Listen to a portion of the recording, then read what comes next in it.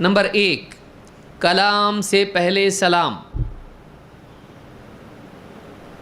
ایک آدمی جب کسی سے بات کرے، چاہے وہ ملاقات کے وقت ہو یا فون پہ ہو، اس کو کیا کرنا چاہیے؟ پہلے hello how do you do, پہلے کیا کرنا چاہیے؟ السلام علیکم، کم سے کم السلام علیکم ورحمۃ اللہ وبرکاتہ، زیادہ سے زیادہ کم سے کم کیا ہے؟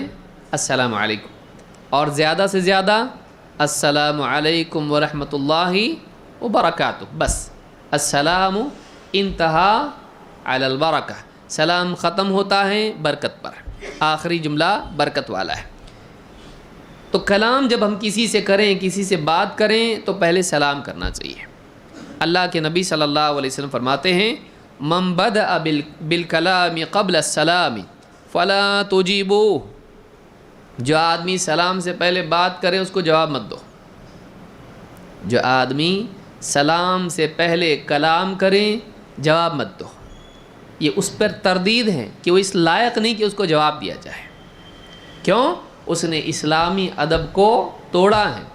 اسلامی ادب کیا ہے؟ کلام سے پہلے سلام، کلام سے پہلے سلام ہونا چاہیے۔ اس حدیث کو امام الطبرانی نے الاوسط میں روایت کیا اور حدیث حسن ہے۔ اس حدیث سے بات معلوم ہوتی ہے کہ کلام سے پہلے کیا کرنا چاہیے؟ سلام کرنا چاہیے۔